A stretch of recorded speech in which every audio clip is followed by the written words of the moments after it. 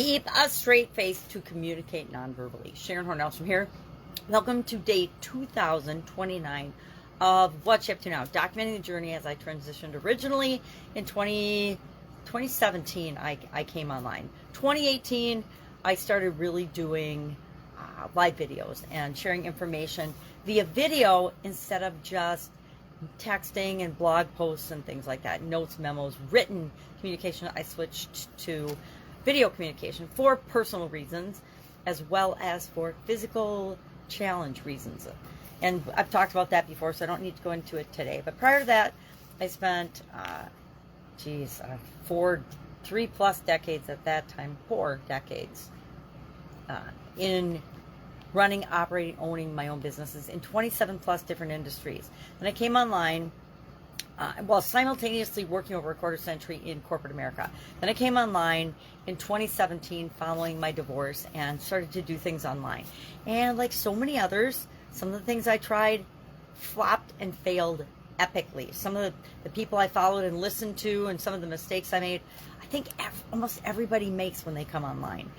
Maybe not. Maybe I'm just telling myself that to make myself feel better. But if I can prevent other people from making a lot of the mistakes I made, guess what? There's plenty of mistakes to make. There's plenty of roads to go down that aren't right for us. But if I can prevent you from doing something that I did that was stupid, then I think sharing it is worthwhile. Well, today and every day, I share a couple of pieces of content. We're doing an annual challenge this year, the Get Your Goals annual challenge. And this month we're focusing on communication. I decided that for my annual challenges, I'm breaking them down by the life framework areas that I use to set my own personal goals and objectives, as well as my professional and business goals and objectives every year. And actually, I start with my legacy goals, and I break them down to 20. Now I'm getting older, so I probably will keep doing that, but 20-year goals, 15, 10, 5, and then all of them broken down to what do I need to do this year? What goals do I need to achieve this year in order to achieve those lifelong legacy goals? And then I break those down by quarters, half of the year, semi-annual, monthly, weekly, and actually daily goals. And I don't necessarily break them down, every goal I have, into daily goals, but I chunk them down into smaller and smaller bite-sized pieces so that I can actually do something every day to move me toward those goals. What's the most powerful is when I combine different activities and actions, and they don't just impact one area or aspect of my life, they impact, 2, 3, 4, maybe even all 9 areas and aspects of my life. And communication, as well as confidence, are 2 areas that I added in 2021 following the pandemic. I was going through some coaching, getting some coaching, and working with a coaching group on those topics. They weren't all the topics that we talked about, but they were 2 core topics that we talked about. And I was like, I need to add these to my life framework because they are areas that if we improve them, they actually have a positive impact on all of the other areas and aspects of our life. Most of the parts of my life framework have that impact. They are all interrelated and impact one another, and we talk about that every month. Hey, how does this particular communication area impact the other life framework areas? So I do and talk about and share every day the annual challenge. If it's an annual challenge, guess what?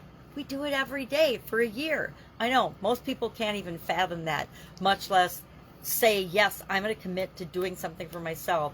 And a lot of days it's just a little thing, but the little things become cumulative when you do 365 of them, right? So, what would happen if we didn't brush our teeth every day? Things like that. And then our idiom to coincide with this today, our topic was body language and communication goals, achieving our communication goals. How does body language fit into that? And our idiom to go along with that today was to keep a straight face. And I talked about different areas and aspects and situations we want to make sure we're keeping a straight face in with respect to our professional life and our business life. I would say I'm much better at keeping a straight face and having the appropriate facial expressions for business-related situations than I am in my personal life. In my personal life, I pretty much always know what I'm thinking if you look at my face, because it shows. It's like a billboard to my emotions in my personal life. And is that good or bad? It's just who I am. So I'm not going to apologize for it, and you shouldn't either. But in situations where it's appropriate to take a deep breath and take the time and the energy to respond in the way we choose to, I think it's important to be able to keep a straight face and not necessarily immediately feel something and have it show on our faces. So that's it. That's all I've got today. It's Monday here in my neck of the woods. It's granddaughter day for me because I'm hanging out with all 3 of my amazing granddaughters. If I can help you in any way, ask. Otherwise, I will be with you tomorrow.